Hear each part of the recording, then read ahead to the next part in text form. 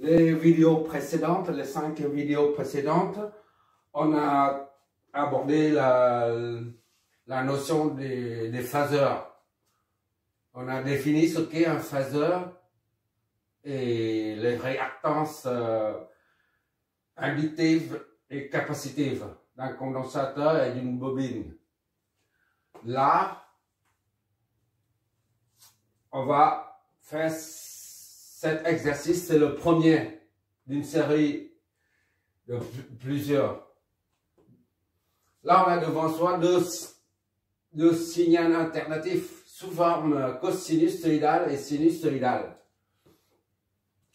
V1t et V2t sont exprimés dans le domaine temporel parce qu'il y a la variable t.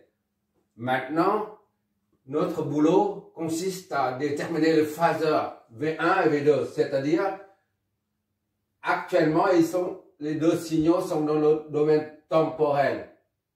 Maintenant, il faut ramener V1t et V2t au domaine fréquentiel, c'est-à-dire il faut exprimer V1t et V2t en termes de phaseurs V1 et V2, d'accord? Puisque les phaseurs, les phaseurs impliquent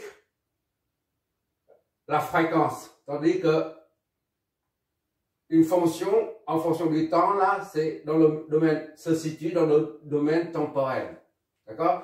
Et une fois les phaseurs V1 et V2 trouvés, on en déduit à partir de ces derniers là, le déphasage entre les deux phaseurs. Le déphasage entre les deux phaseurs, c'est la même chose que le déphasage entre V1t et V2t dans le domaine temporel, d'accord? On y va, puisque on doit faire on utilise les deux formules que j'ai déjà citées pendant la première vidéo. C'est quoi en fait? C'est cosinus phi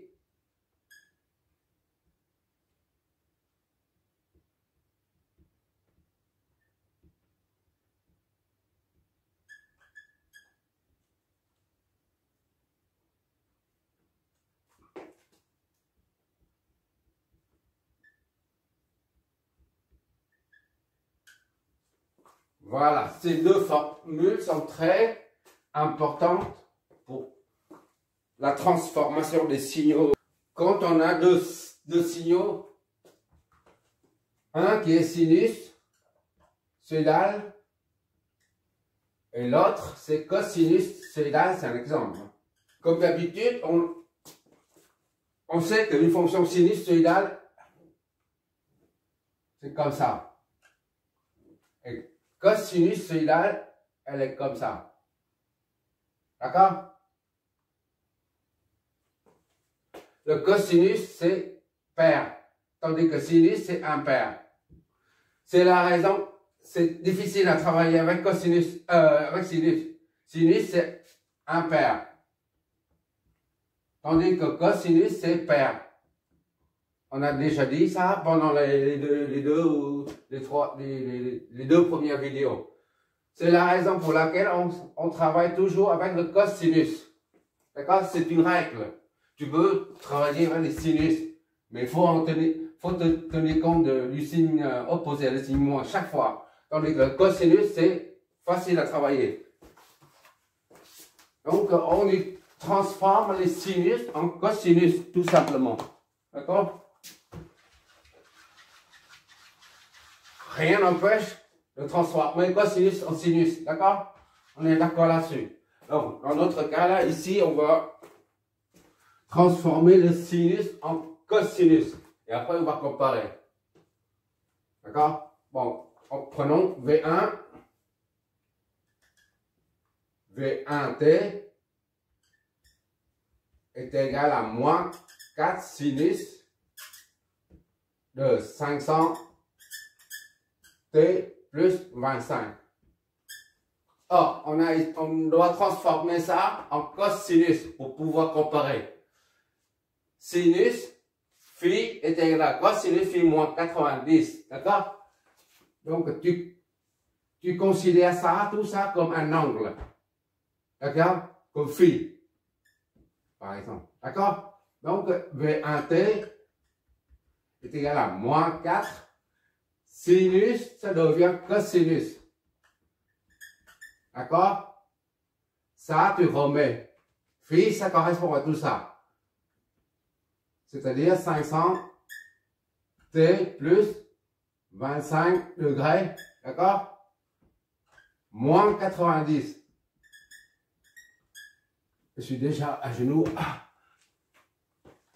Donc, VT, V1T est égal à moins 4 cosinus de 500T moins 65 degrés. Jusque-là, c'est bon. Bon, maintenant, on va mettre ça sous forme phaseur. C'est-à-dire, il n'y aura plus de variable T. D'accord? V1, d'accord, est égal à moins 4. Tu remets l'amplitude, moins 4, et tu prends seulement la phase.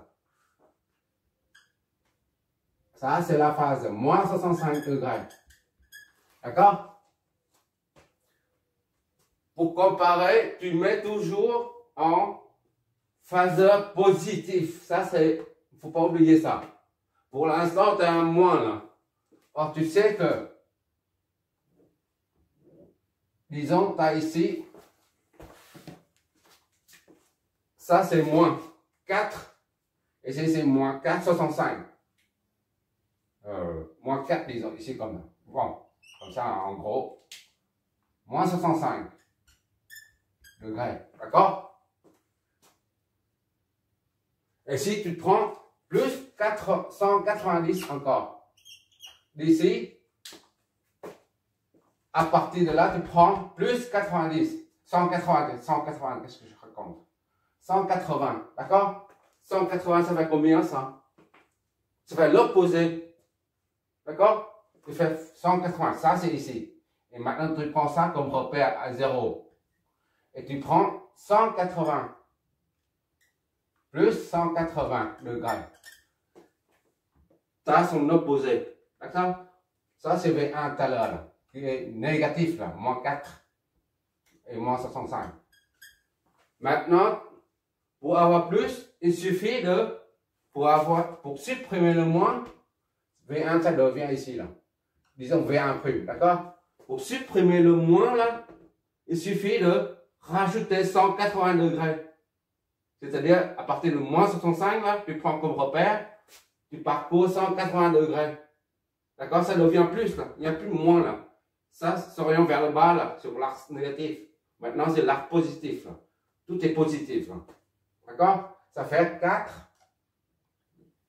moins 65 plus 180. D'accord? J'espère que c'est pas trop compliqué, mais à mon avis, c'est simple à comprendre. Bon, je laisse ça comme ça pour l'instant. Donc, V1 est égal à 4 moins 65 degrés plus 180. Soit V1, le phaseur, est égal à 4 et 115. D'accord? Degrés.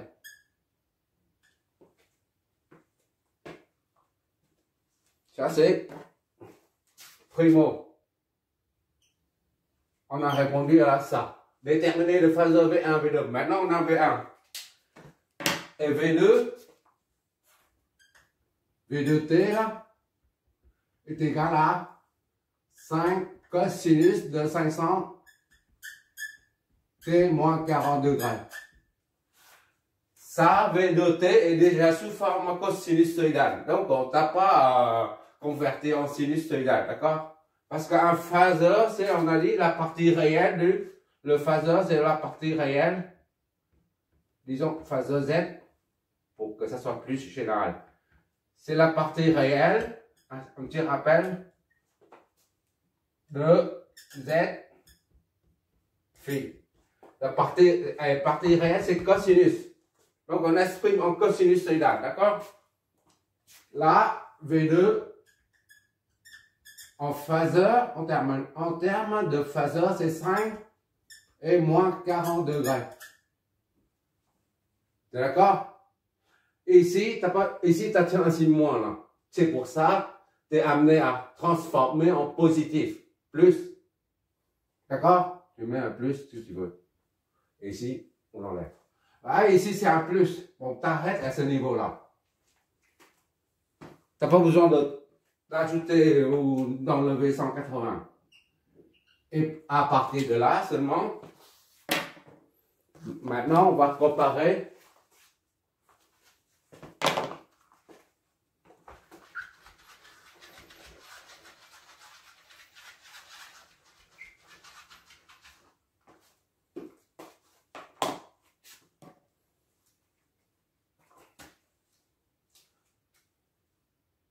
Pour comparer, tu dessines ça seulement, pas besoin de cercle. Ce qu'on appelle les vecteurs de Fresnel, système Fresnel. V1, V2. Bon, tu prends le plus petit. Donc c'est moins 40. D'accord? Moins 40. Disons c'est là, moins 40. Voilà, 5. V2 et 5 moins 40. D'accord? Là, c'est moins 40. Moins 40 degrés.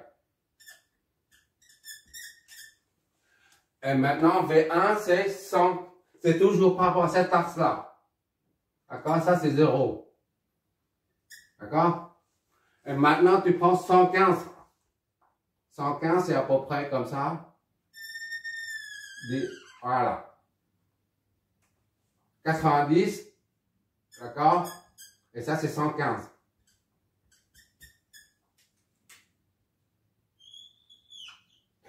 C'est V1, qui est égal à 4 et 115. Donc, entre ça et ça, comme on a dit, on tourne dans son triangle tout le temps. On compte positivement, d'accord? Tu prends ça, là, tu tournes un angle. Il faut rattraper V1. Il faut moins 40 plus 150. D'accord? Ou alors tu prends ça moins ça. Le déphasage entre les deux, c'est déphasage. C'est 115 moins ça. Moins 40. Moins 40. Ça fait 155 déphasage. D'accord? Entre les deux. Ça, tu prends en valeur algébrique si tu préfères. Ou alors, 100, c'est qu'est-ce que je raconte? En valeur absolue.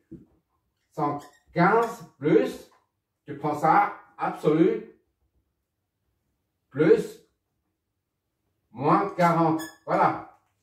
C'est c'est beaucoup plus parlant.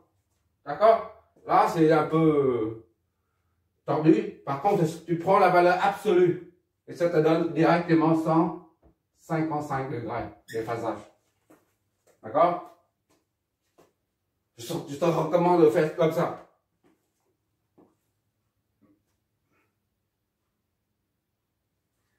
Et le déphasage entre V1T et V2T.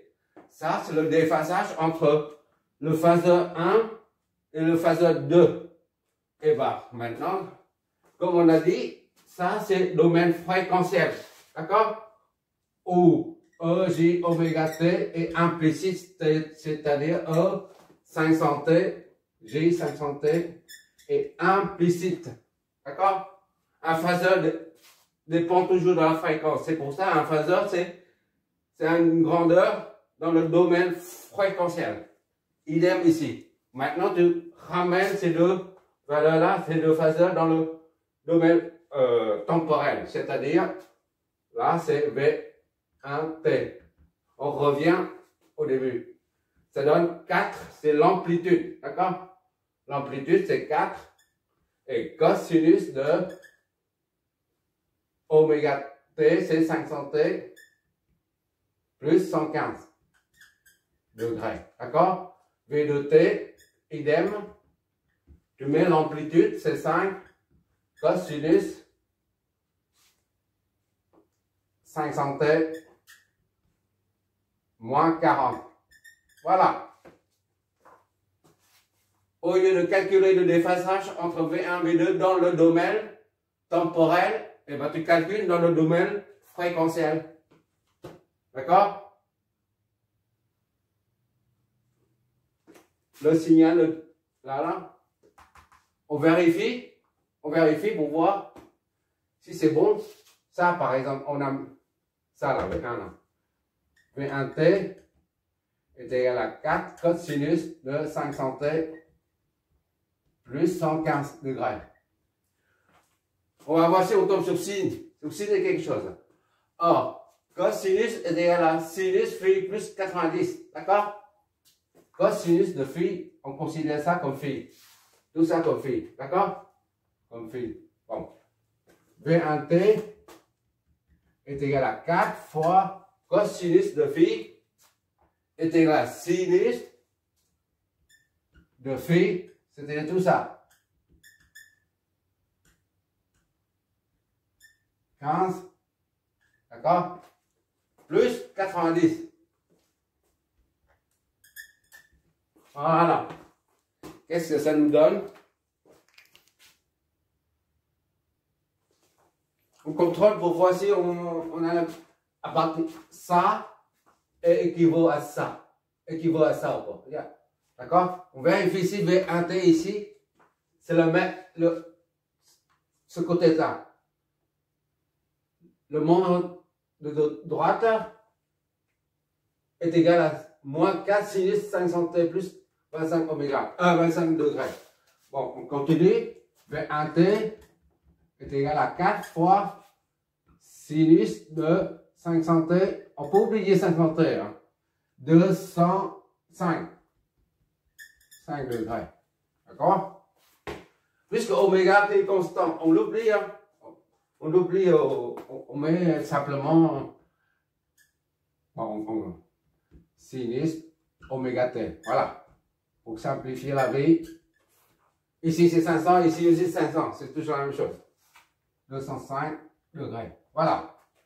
Or, ça là, sinus 25 de sinus de 205. Ça c'est 90, 180, 270, c'est 200. Quelque chose ici. D'accord? À main levée. Ici à là. C'est 205 degrés. D'accord? Et là, ici, sinus de 25, c'est l'opposé. Là, ici, c'est 25 degrés. Et ça, c'est 205. 205 degrés. D'accord? 205, c'est l'opposé, c'est-à-dire moins. Si tu fais une projection ici, là, c'est moins.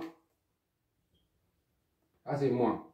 Tandis que si tu fais une projection de ça, là, ça fait plus. D'accord? Si tu ne vois pas des choses comme ça, il suffit de remplacer là-dedans. Regarde, V1t est égal à 4 fois, d'accord? On oublie ça, d'accord? Parce que ça égale à ça. Donc, on oublie. Sinus de 205. D'accord? Et l'autre, c'est V1t est égal à moins 4 sinus de 25. Qu'est-ce que ça nous donne? on doit trouver le même résultat. D'accord?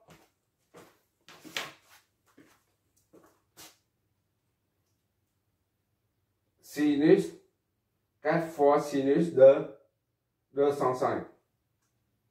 Moins, ok. Moins 4 fois sinus de 25.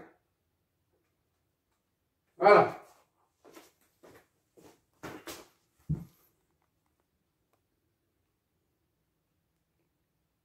Vu? Tu retrouves le même résultat. Voilà.